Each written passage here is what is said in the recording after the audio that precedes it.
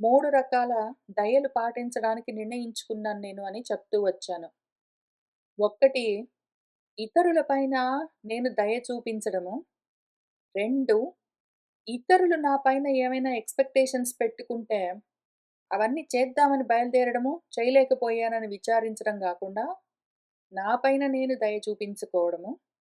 3, నా పైన నేను ఎక్స్‌పెక్టేషన్స్ కరెక్ట్‌గా సెట్ చేసుకోవడము, అన్యాయంగా నన్ను హింసించుకోకుండా నా పైన నేను దయ చూపించడము.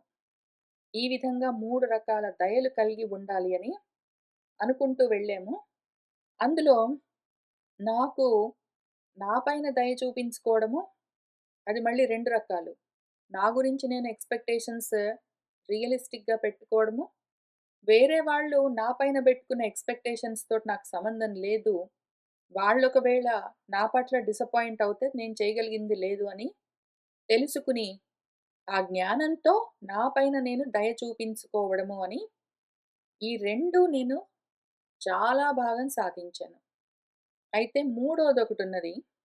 ఇతరుల పైన గూడా నేను ఎక్స్‌పెక్టేషన్స్ పెట్టుకోగూడదు అని, అది వాళ్ళ పైన దయ చూపించడము అని అనుకున్నాను.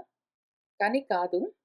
ప్రాపంచికమైన విషయాల గురించి ఇతరుల పైన నేను ఎక్స్‌పెక్టేషన్స్ పెట్టుకోవడము అన్యాయము. కాబట్టి ఇతరుల పైన దయ చూపించి, వాళ్ళకర్థమైనట్టు వాళ్ళ జీవితాల్ని నడిపించుకుంటారు.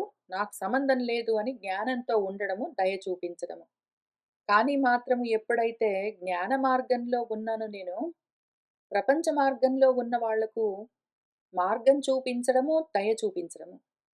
వద్దురా అని చెప్పడము, రోజు చదువుకోవాలి, ఎక్కువ చదువుకోవాలి, ఇంకా చెయ్యాలి అని ఎక్స్‌పెక్ట్ చేయడము, దయ చూపించడము అని నా గురువులు నాకిక్కడ చెప్తూ వచ్చారు కాబట్టి, ఇప్పుడు మనశ్శాంతితో, చిత్తశుద్ధితో ఈ దయను పాటించగలను. అయితే నా చుట్టూ ఉన్న వాళ్ళకి ఆ మిగిలిన నేను ఆల్రెడీ దాటిపోయిన, నా పైన నేను దయ చూపించుకోవడం గురించిన విషయాల్లో కొన్ని క్వెషన్స్ ఉన్నాయి. అది ఇంకా చేయలేకుండా ఉన్నారు. దాని గురించి కొంచెము విచారణ చేద్దాము. నా పైన నేను దయ చూపించుకోవడం ఎట్లా అంటే, ఒకటి, నా పైన నేను అన్‌రీజనబుల్, అన్‌రియలిస్టిక్, ఇంపాసిబుల్ ఎక్స్‌పెక్టేషన్స్ అన్నీ పెట్టుకుని, అయ్యో! చేయలేకపోయానే అని డిసప్పాయింట్ అయ్యి, వాటిని ఏదో విధంగా సాధించాలి అని నన్ను నేను హింసించుకోవడము, ఇవన్నీ చెయ్యరాదు. దాని గురించి ఎవరికి వాళ్ళు విచారణ చేసుకోవాలి. అవకాశం ఉంటే మళ్ళీ చేస్తాను నేను. రజోగుణం బాగా ఎక్కువగా ఉన్నవాళ్ళు, వాళ్ళ పైన వాళ్ళు అన్‌రీజనబుల్‌గా ఎక్స్‌పెక్టేషన్స్ అన్నీ పెట్టుకొని ఏవేవో సాధించేయాలి అని, సాధించడం కోసము శరీరాన్ని, మనసును ఎక్కువగా అలిసిపోయేలాగా చేయడము, అనుకున్నంత సాధించలేకపోయాము అనుకుంటూ వాళ్ళని వాళ్ళు నిందించుకోవడము, ఈ విధమైన దయాహీనమైన పనులు చేస్తూ ఉంటారు. మనం చూస్తూ ఉంటాం కూడా మన చుట్టూ రజోగుణం బాగా పైకొచ్చి ఉన్నవాళ్ళు. అయితే రజోగుణం లేదు. తమ పైన తాము అటువంటి నిరంకుశమైన ఎక్స్‌పెక్టేషన్స్ పెట్టుకోరు. దయ కలిగే ఉంటారు కానీ, వేరే వాళ్ళు నా మీద ఎక్స్‌పెక్టేషన్స్ అన్నీ పెట్టుకుంటే, వాళ్ళు అనుకున్నట్టు నేను లేను అని వాళ్ళు మాటలతో, చేతలతో నన్ను హింసిస్తుంటే అప్పుడేం చెయ్యాలి? అన్నది ప్రశ్న నన్ను పోయిన వారం అడిగారు. అందుకని దాని గురించి కొంచెం విచారణ చేద్దాము. నేనెంత చేయగలనో అంత చేయగలను. నేను చాలా ఎక్కువ చేయలేను. నేను చాలా తక్కువ చేయలేను. నేను అనుకున్నా సరే, అనుకోపోయినా సరే, నేనెంత చేయగలనో అంత చేయగలను. శరీరానికైనా సరే, మనసుకైనా సరే లిమిటేషన్స్ ఉంటాయి. అదేమి చేయగలదో అది చేస్తుంది. అయితే కానీ అన్‌రీజనబుల్‌గా మన చుట్టూ ఉన్నవాళ్ళు రజోగుణంతో ఉన్నారు అంటే, మన పైన ఏవేవో ఎక్స్‌పెక్టేషన్స్ పెట్టుకుంటారు.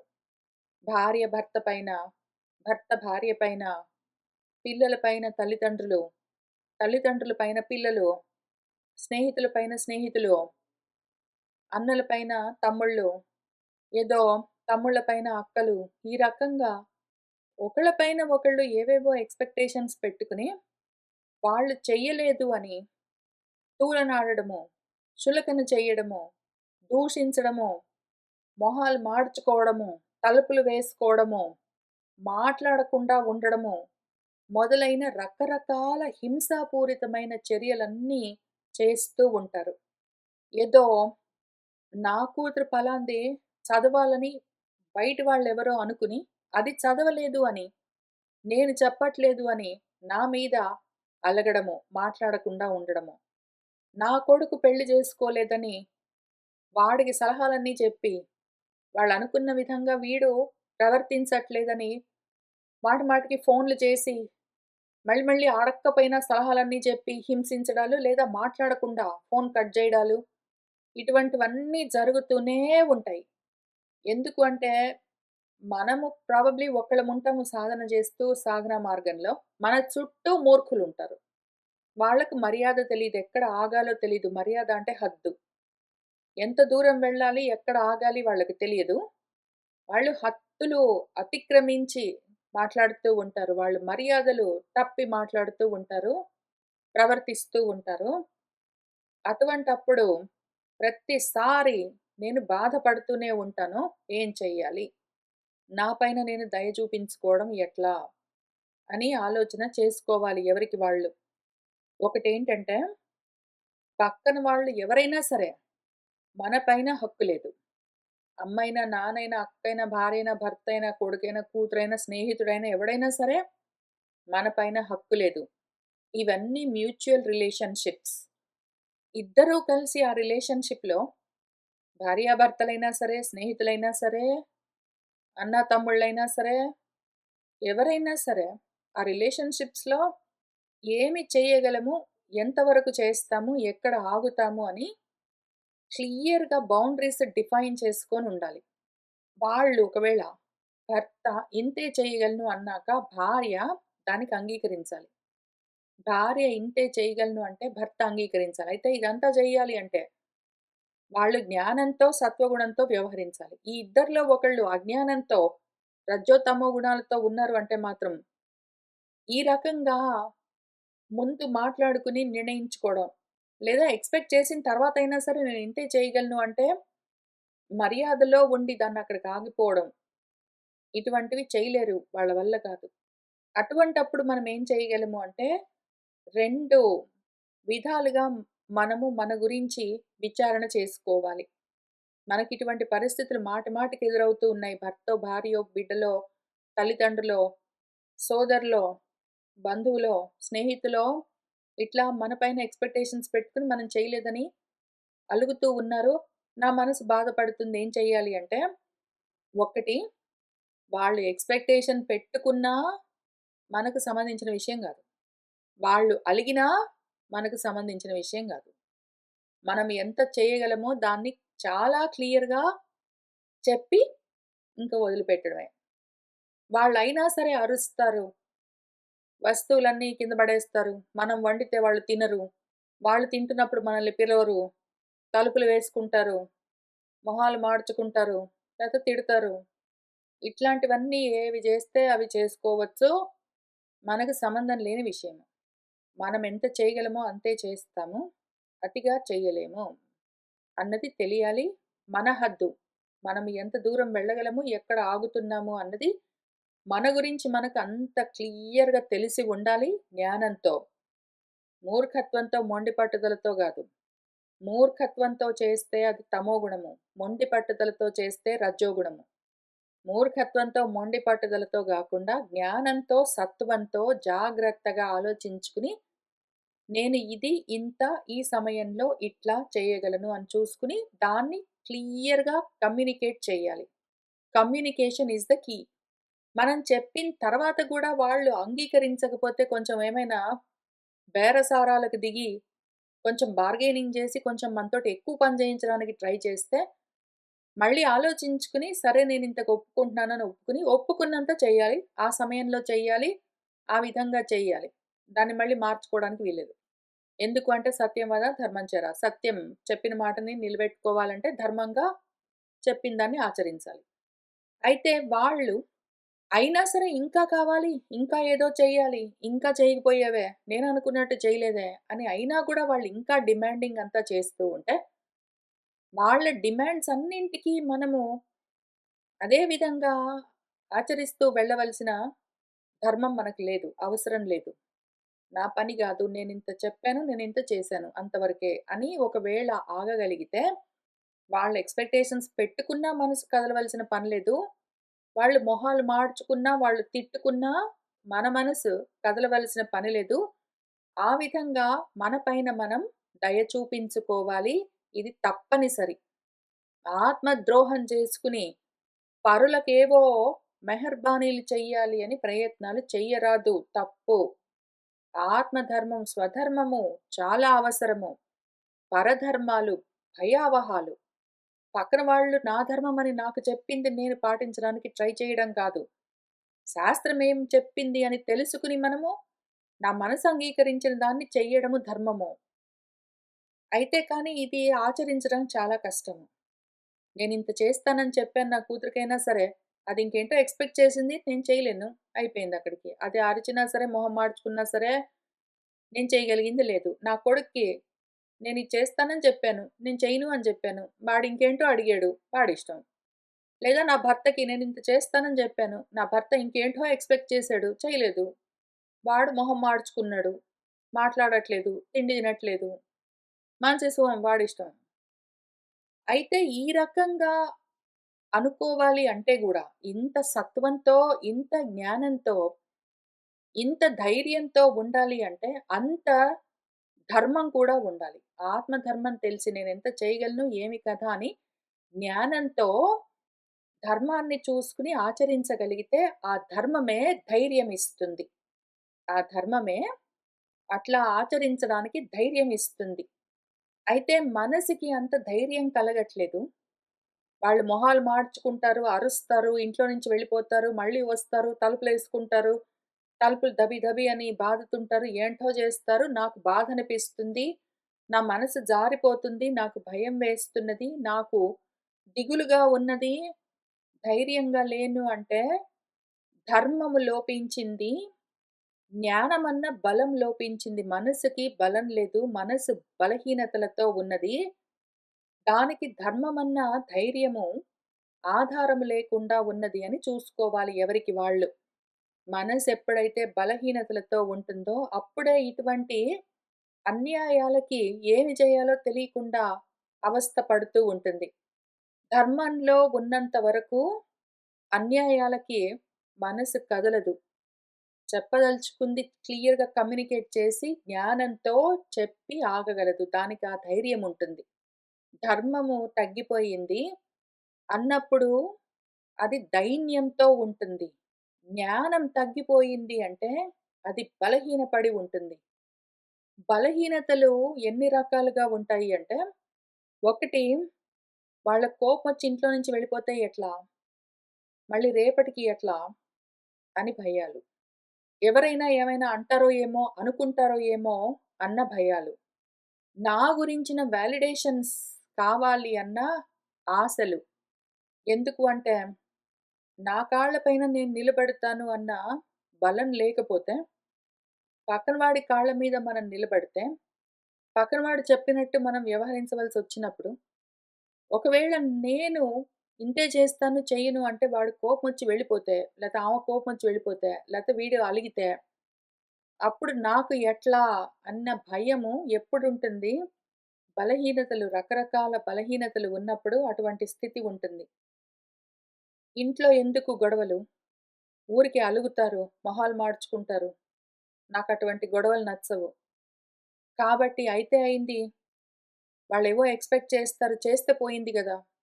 అనుకుని గొడవలు వద్దు అన్న ఆశలతో గూడా, ధర్మమా? కాదా? అని చూడకుండా, ఇంట్లో అనవసరంగా గొడవలెందుకు పోనీలే అని మనసు బాధపడుతుంటే గూడా, మనసు హింస పొందుతుంటే గూడా, వాళ్ళని తృప్తిపరచడానికి ప్రయత్నం చేస్తే, ఆ విధంగా బలహీనతలతో బలహీనమై ఉన్న మనసుతో మనం సాధన చెయ్యలేము. ధర్మము లోపించి, జ్ఞానము లోపించి, ధైర్యము లోపించి, దిగులు పడుతూ, దుఃఖిస్తూ ఉన్న మనసు జ్ఞాన సాధనకు పనికిరాదు. గొడవలు పెట్టుకున్నప్పుడల్లా మనసు జారిపోవడం ఉంటుంది గాబట్టి, గొడవలు లేకుండా సహనంగా, శాంతిగా ఎంతవరకు చేయగలను అని కూడా మనము హద్దులు మనకే ఏర్పరచుకుని జాగ్రత్తగా చూసుకుంటూ ఉండాలి. ఇంట్లో గొడవలుండడం నాకిష్టం లేదు. గొడవలుంటే మనసు జారిపోతుంది. కాబట్టి గొడవ పడకుండా శాంతిగా ఇంట్లో ఉండేట్టు ఎట్లా ఉండగలను? అందుకోసము సహనంగా ఎంత చెయ్యగలను అని కూడా మనకు తెలియాలి. అయితే ఆ లిమిట్స్ పరిధులు దాటిన తర్వాత, పరిమితులు దాటి అపరిమితంగా అతిగా సహనంగా ఉంటాను. అతిగా శాంతిగా ఉంటాను. నేను ఎంత దుఃఖపడుతున్నా, బాధపడుతున్నా, దిగులు పడుతున్నా సరే, గొడవలు లేకుండా వాళ్ళు అరవకుండా ఉండేట్టు, వాళ్ళు గొడవలు పెట్టుకోకుండా ఉండేట్టు నేను ప్రయత్నం చేస్తాను అని కావాలంటే ట్రై చేసి చూడండి. ట్రై చేసి చూడండి. అనవసరంగా వాళ్ళు అడిగిందేదో నేను చేయకపోతే వాళ్ళు కోపాలు తెచ్చుకుంటారు, అలుగుతారు, కొట్లాడుతారు. ఎందుకు ఊరికే గొడవలు? పోనీ వద్దు ఇంట్లో గొడవలు. వాళ్ళడిగింది చేస్తాను అనుకుని మీరు ఆ విధంగా ప్రయత్నం చేస్తాను అని ట్రై చేయండి. అదే మీకొక పెద్ద బలహీనత. ఎందుకు అంటే దానివల్ల లాభమేమీ ఉండదు. తాత్కాలికంగా అప్పటికప్పుడు లాభాలు అవి కూడా తాత్కాలికంగా, అల్పంగా ఉంటాయి. మీరు సహనంగా, శాంతంగా వాళ్ళు అడిగినవన్నీ చేస్తూ వెళ్తూ ఉంటే, వాళ్ళెప్పటికో ఒకప్పటికి మిమ్మల్ని మన్నించి మీ మాట వింటారు అని ఎక్స్‌పెక్ట్ చేస్తే అట్లా పని చెయ్యదు. మీరు ఎంత ఎంత ఎక్కువగా వాళ్ళ మాటలు వింటూ, వాళ్ళు చెప్పినట్టు ప్రవర్తిస్తూ ఉండాలని ట్రై చేస్తారో, వాళ్ళు అంత అంత ఎక్కువగా వాళ్ళ డిమాండ్స్ పెంచుతూనే ఉంటారు. ఆ ప్రెషర్స్ పెంచుతూనే ఉంటారు. ఆ బరువులు అట్లానే ప్రెషర్ మోపుతూనే ఉంటారు. మీరు అందులో నుంచి ఆ విధంగా బయటపడ్డం అన్నది కుదరదు. ఈ జన్మకి కుదరదు. మీరెంత చేయగలను అని చూసుకొని దాన్ని సహనంగా, శాంతంగా చెప్పి, ఆ తర్వాత వాళ్ళు విచిత్రంగా ప్రవర్తిస్తుంటే, మనకు సంబంధం లేని విషయమని ఒకవేళ మీ మనసుని నిలబెట్టగలిగితే, అప్పుడు మీ మనసు బలంగా తయారవుతుంది. దీనివల్ల లాభమేమి అంటే, వాళ్ళరుస్తారు, గొడవలు బెట్టుకుంటారు, కొట్లాడుతారు. ఎందుకు ఇంట్లో గోల? కాబట్టి వాళ్ళు చెప్పినట్టు వింటానులే అంటే ఇంక ఎంత కాలము అట్లానే ఉంటుంది పరిస్థితి. కానీ మీరు ఓపిక చేసుకుని, శ్రద్ధతో మీరు ఎంత చేయగలరు, ఎంత చేయాలని కోరుకుంటున్నారు, అది క్లియర్‌గా డిఫైన్ చేసి, దాన్ని క్లియర్‌గా కమ్యూనికేట్ చేసి, దాన్ని మెయింటైన్ చేశారంటే స్పష్టంగా, కొన్నాళ్ళకి వాళ్ళకు మీ పైన ఎక్స్‌పెక్టేషన్స్ ఎక్కువైనా, తక్కువైనా సరే ఇంతకన్నా ఎక్కువ జరగదని తెలిస్తే ఇంక వాళ్ళే తగ్గుతారు. మీరు దృఢంగా నిలబడలేదు అంటే, పక్కన వాళ్ళు ఎక్కి తొక్కడానికి ప్రయత్నం చేస్తూనే ఉంటారు. పక్కన వాళ్ళు ఎవరు? అమ్మయినా సరే, నాన్నయినా, భార్య అయినా, భర్త అయినా, కొడుకైనా, కూతురైనా, అన్నయినా, అక్కయినా ఎవరైనా సరే. స్నేహితుడైనా, బంధువైనా ఎవడైనా సరే. మీరు పోనీ అనుకున్నంత వరకు మిమ్మల్ని ఎక్కి తొక్కుతారు. మీరు స్థిరంగా నిలబడ్డంత వరకు వాళ్ళు ఏం చేయాలో వాళ్ళ ఆలోచన చేసుకుంటారు. మీరు మరీ అన్యాయంగా ఏది చెయ్యను, దేనికి లొంగను అని స్తబ్దుల్లాగా, మూర్ఖుడిలాగా ఉండరు కాబట్టి, మీరు శాంతంతో, సహనంతో చేయగలిగినంత చిత్తశుద్ధితో చేస్తూ ఉంటారు గాబట్టి, మీరంతే ధృతిగా నిలబడి ఉన్నారు అంటే, మీ చుట్టూ వాళ్ళు ఎట్లా ఉన్నా సరే మీకు సంబంధించిన విషయం కాదు. ఒక పర్వతం ఉన్నప్పుడు దాని పైన ఎన్ని మబ్బులు, ఎన్ని వానలు కురిపించినా, ఎన్ని వడగళ్ళు కురిపించినా సరే, పర్వతం ఎట్లా నిలబడి ఉంటుందో, అట్లా మీరు అచలంగా, స్థిరంగా నిలబడి ఉంటే, ఆ పడుతూ ఉన్న వడగళ్ళ వాన, ఆ పడుతూ ఉన్న జడివాన అదే జారిపోతుంది.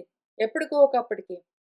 కాబట్టి జాగ్రత్తగా ఆలోచన చేసుకోండి. మీ పైన మీరు దయ చూపించుకోకపోతే పక్కన వాళ్ళకి చూపించలేరు. మీ వల్ల గాదు. మీ పైనే మీకు దయ లేకపోతే పక్కన వాడిని ఏమి చేయగలరు? ఇంట గెలిచి రచ్చ గెలవమని జెప్పారు. కాబట్టి జాగ్రత్త. జాగ్రత్త. దయగలిగి ఉండడము ధర్మబుద్ధికి అత్యవసరము. దయగలిగి ఉండడము ధర్మబుద్ధికి అత్యవసరము. ధర్మం సరిగ్గా తెలియనప్పుడే ధైర్యం పోయి, ఆధారం లేనట్టు మనసు బిక్కుబిక్కుమంటుంటుంది. అదే గొప్ప బలహీనత. చాలా అనర్థం కలిగిస్తుంది. కాబట్టి నేను చెప్పిన ఈ 2 ఉపాయాల్లో ఏదైనా పని చేస్తే వాడుకోండి. 1 క్లియర్‌గా కమ్యూనికేట్ చేయండి. 2 అయినా సరే వాళ్ళు మొహాలు మార్చుకుంటే మాకు సంబంధం లేదని ఊరుకోండి.